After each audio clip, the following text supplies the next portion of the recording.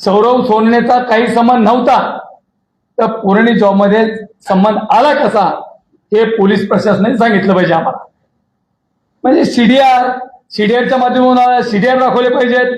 खासदार म्हणतात माझ्या मुलाचा संबंध नाही, एसपी म्हणतात त्यांचा संबंध नाही, मग सीडीआरचा उपयोग काय?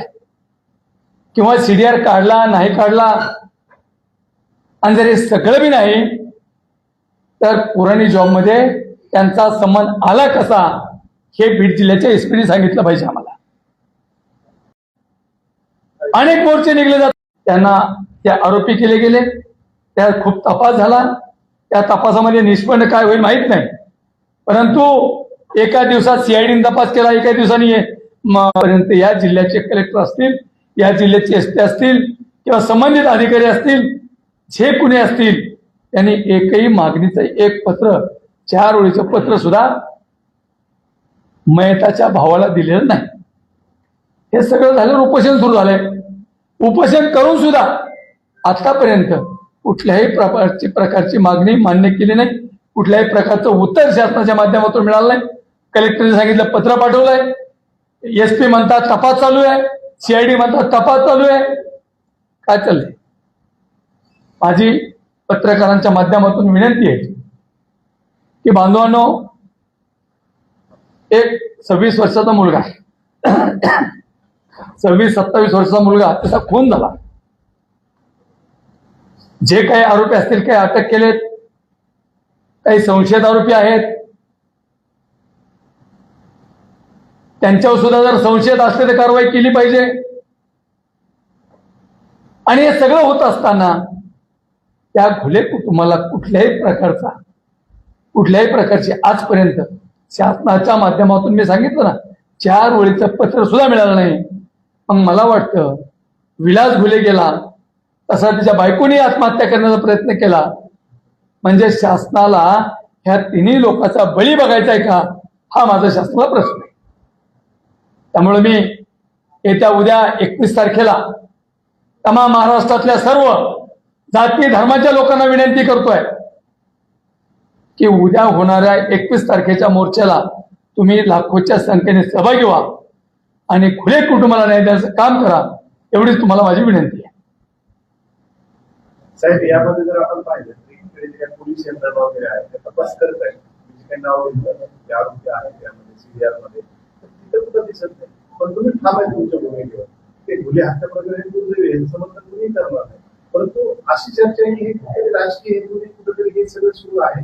तुमच्याकडे काही पुरावे असतील, आपण ते पुरावे का देतो? ऐका, सगळ्यात महत्वाची गोष्ट की ज्यावेळी विलास घुलेला त्या मुळे तिकडे हॉस्पिटलला गेले, त्यावेळी रमेश घुलेला त्यांनी सांगितलं, ही घटनाक्रम सांगितला.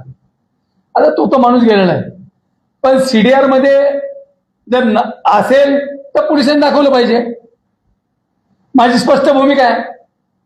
आणि नसेल तर विनाकारण त्याचं नाव नाही घेतलं पाहिजे, ही बी आमची भूमिका आहे. आम्ही म्हणत नाही विनाकारण कुणावर अन्याय करा. मग सीडीआर मध्ये जर तुमचे नाव असले तर सीडीआर मध्ये नाव नाही, मग तुम्ही पुरणी जॉब मध्ये त्याचं नाव का घेतलं, हा आमचा प्रश्न आहे. म्हणजे समजा उद्या एखाद्याने खूप मोठा मोर्चा काढला, खूप एखादं मोठं आंदोलन केलं आणि मुख्यमंत्री गुन्हा दाखल करा म्हणलं तर होणार आहे का?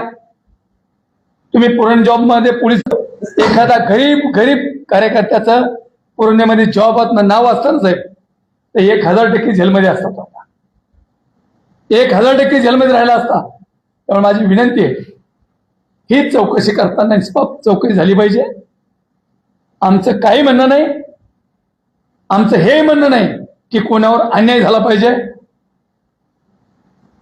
परंतु घुले कुटुंबावर सुद्धा अन्याय नाही झाला पाहिजे, ही पण आमची भूमिका आहे. आम्ही सगळ्या नेत्यांना आवाहन केलंय आणि तुमच्या माध्यमातून, मीडियाच्या माध्यमातून मी आवाहन करतो, सर्व जाती धर्माच्या नेत्यांना आवाहन करतो, मृत्यू झालेला जात नसते, खून झालेला आहे आणि त्या ज्या कुटुंबातला खून झाला त्या कुटुंबाला न्याय देण्यासाठी सर्व जाती धर्माच्या नेत्यांनी त्या मोर्चात सहभागी व्हावं, एवढीच माझी विनंती आहे. मोर्चा कुठून निघणार आहे? छत्रपती स्टेडियम ते अण्णाभाऊ साठे चौक, छत्रपती शिवाजी महाराज, कलेक्टर ऑफिस, हे मोर्चाचा आमचा रूट असणार आहे. एकीकडे घुले कुटुंब आक्रोश करत आहे. विलास घुलेच्या पत्नी रमेश देखील भेटले. रमेश घुलेची तब्येत खालावली. मात्र राजकारणातील काही नेते असतील, आमदार असतील, काही सामाजिक कार्यकर्ते असतील, हे सीडीआरचा अहवाल येण्यापूर्वीच या ठिकाणी स्टेटमेंट करतायत की जे तुम्ही आरोप करताय, ज्यांच्यावरती आरोप करताय त्यांचा याच्यामध्ये काही दोष नाही. नेमकं काय सांगता? माझी तेच सांगितलं मी आता. सीडीआर मध्ये नाव आहे का नाही आम्हाला आहे का? पोलिसांना दाखवून देऊ सीडीआर मध्ये नाव आहे का नाही ती दाखव ना. सीआयडी असेल, एसआयटी असेल, इथली एसपी असतील. बरं सीडीआर मध्ये नाव नाही, कशातच नाव नाही, मग पुरवणी जॉब मध्ये नाव आलं कसं हा माझा प्रश्न आहे. का घेतलं गेलं? एखाद्या कुटुंबावर अन्याय बी नाही झाला पाहिजे.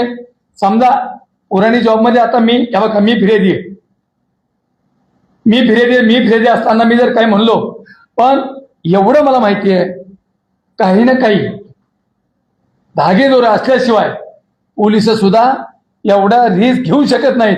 हा पण माझा विषय आहे. आता जो अहवाल आहे, अहवाल येण्यापूर्वी काही जणांनी स्टेटमेंट केले होते की काही दोष नाही. आता काही दोष नाही म्हणण्यात अर्थ नाही. काही दोष नसता तर पुराणी जॉब मध्ये नाव नसतं. आणि आता जे होईल त्याला सामोरं गेलं पाहिजे.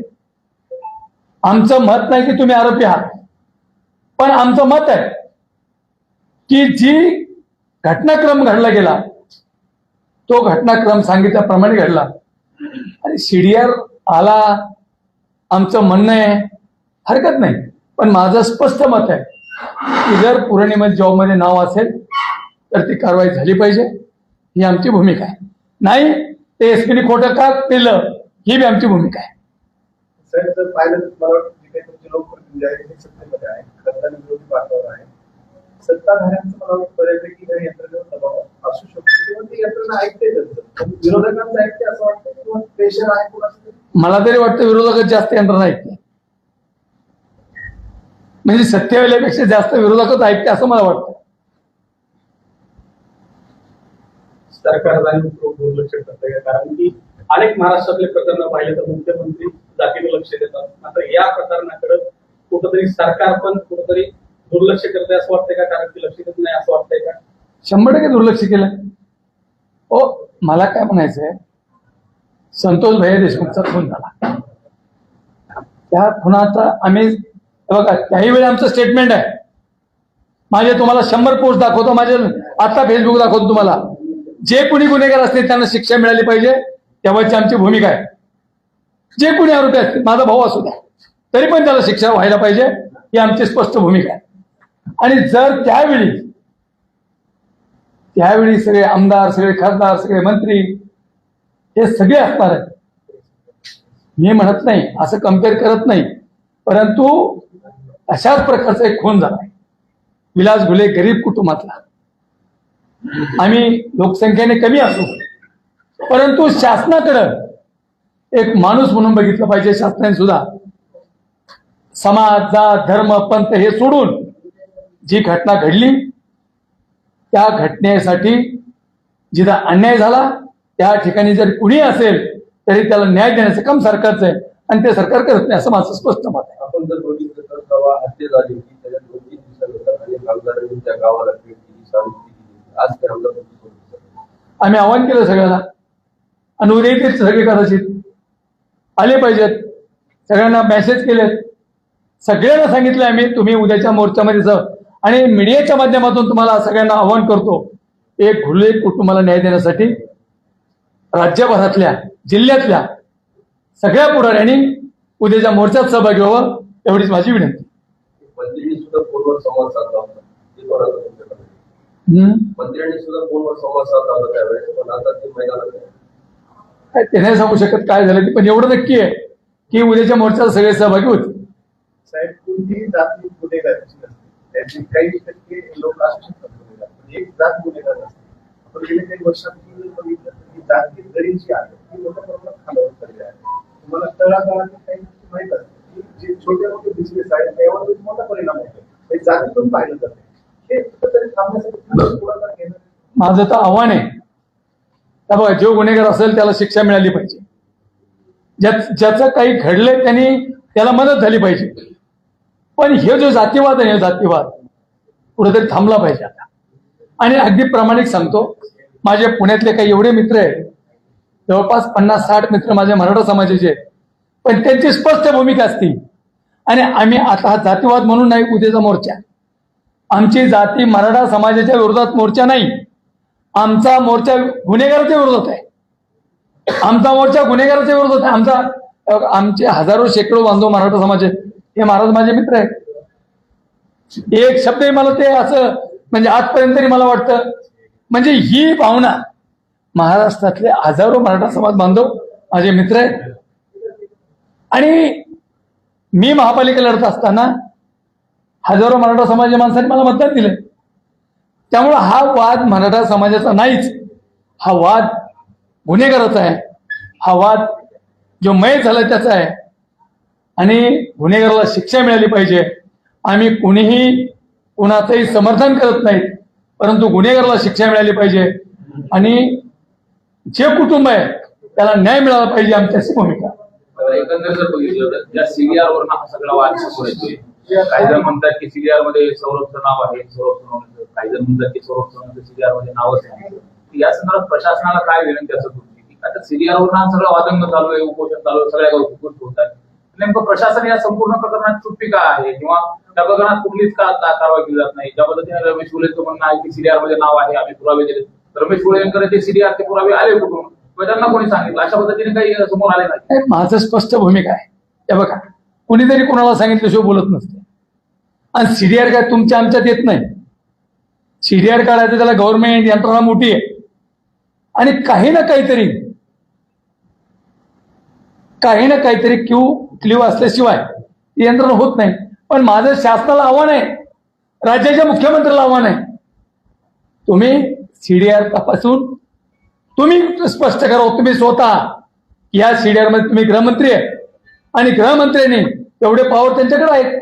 गृहमंत्र्यांनी सीडीआर तपासून ते सांगितलं पाहिजे. विनाकारण एकमेकात जातीत्य निर्माण करणं, विनाकारण ह्या भावना एकमेकाच्या अंगावर जाणं हे आम्हालाही आवडत नाही. आम्ही महाराष्ट्रामध्ये काम करत असताना सगळ्या जाती धर्माच्या लोक सोबत करतो. माझे मित्र उद्योगपती मराठा समाजाचे, मी त्यांच्यासोबत आमची पार्टनरशिप आहे. मी आज मी तुमच्या माध्यमातून सांगतो, मी जातीच्या विरोधात नाही, मी गुन्हेगाराच्या विरोधात आहे. आणि जोपर्यंत गुन्हेगाराला शिक्षा होत नाही तोपर्यंत मी घुले कुटुंबासोबत असणार. विलास गुलेंचा हॉटेलचा पार्टनर जो होता तो पार्टनर देखील मराठा समाज आहे ना. मी सांगतो ना, त्यांचाही कधी त्यांचा आजपर्यंत मराठा समाज त्यांचा वाद नाही झाला. पण मला याच्या पुढे जाऊन सांगतो पत्रकार म्हणून, समजा कोणाचा तरी कुणावर राग होता, त्याला एक झापड सुद्धा नाही मारली.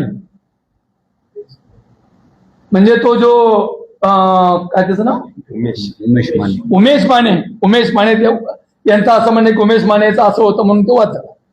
अरे जो उमेश माने जे काय असेल मला माहित नाही, परंतु उमेश मानेला एक साधं हाताला सुद्धा काही लागलं नाही. आणि ज्या घुलेचा पार्टनर मराठा समाजाचा होता त्याचा खून केला जातो. मला समजलं नाही याच्या मागचं कारण. त्यामुळे शासनाला माझी विनंती आहे की दूध का दूध पाणी का पाणी तुम्ही केलं पाहिजे.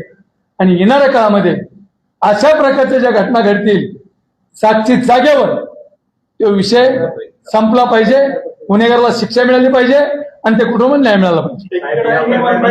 या ठिकाणी दूध का दूध पाणी का पाणी होत झालं पाहिजे. दुसरीकडे वज्रेंद्र सोडून देखील म्हणतात प्रशासनच कुठंतरी चालढकल करते. काय माहिती ना, दबावाखाली असेल किंवा प्रशासनाला मी सांगितलं ना, माझी स्पष्ट भूमिका एकदम क्लिअर. मला एखाद्या मंत्र्यासोबत जमत नाही आणि मी सांगितलं मला मंत्र्यांनी अशी धमकी दिली, मला मंत्र्यांनी, असं चालत नाही. एक सिस्टम आहे. माझं एकच सवाल आहे की तुम्ही सीडीआरच्या माध्यमातून तुम्ही सोनवणेचं नाव घेतलंय का फिर्याद देऊन घेतलंय? काही लोकांनी सीडीआर मध्ये यांचं नाव आहे असं सांगितलं. एवढ्या समोर जे काय असेल ते. आणि फिर्यादीला पण महत्व आहे ना हो. फिर्यादीला सुद्धा महत्व असतं. जो माणूस फिर्याद देतो ना, आता अनेक गुन्हे फिर्यादीच केले जातात. पण तरी पण आमचं म्हणणं नाही विनाकारण कुणाचा बळी गेला पाहिजे, ही सुद्धा आमची भूमिका आहे. या प्रकरणी अगोदर एसआयटी स्थापन करा, एसआयटीने तपास केला, सीआयडी पेठा तपास केलाय, सीआयडी याचा तपास करा, सीआयडी विश्वास नाही. नाही, आमचं एकच म्हणणं आहे, सीआयडीने तपास केला, आता सीआयडीकडे तपास चालू आहे आणि हा तपास त्यांनी पूर्ण करावा ही आमची भूमिका आहे आणि त्या कुटुंबाला न्याय मिळाला पाहिजे ही आमची स्पष्ट भूमिका आहे. पोलीस मागे झाली का ती वरून त्याच्या जबाबावरून PCR घेतला तपास करतात नाही, तपास तर चालू आहे. त्यांनी सांगितलं आता परवा सीआयडीचे SP तपास अधिकारी येऊन गेले भेटून, त्यांनी सांगितले. पण शासनाचं पण लक्ष असलं पाहिजे ना. हा, साहेबांसोबत चर्चा पण झाली ना पोलीस महासंचालकांसोबत हो, तात्यासाहेबांना निवेदन दिलं. निवेदन दिलं ना. हा, भेट झाली. पोलीस यंत्रणा आहे साहेब काय तुम्हाला आश्वासन दिलं? हा, पोलीस यंत्रणा तुम्हाला नाही, त्यांनी सांगितलं जर योग्य असेल तर आम्ही कारवाई करणारच आहे.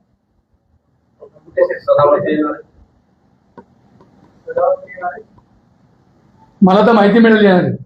अजून माझं त्यांचं बोलणं झालं नाही, पण येणार आहेत मला माहिती मिळाली.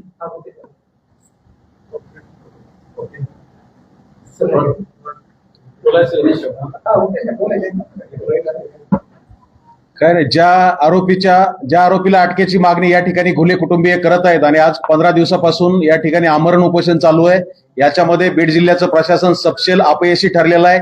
इथले SP नवनीत कावत यांना याच्यामध्ये हे प्रकरण हाताळताना अपयश आलेलं आहे आणि आरोपीला पकडण्यामध्ये दिरंगाई करत आहेत किंवा कुणाच्या ताटाखालचं मांजर झालेत बीडचे पोलीस आणि प्रशासन हे काही लक्षात येत नाही.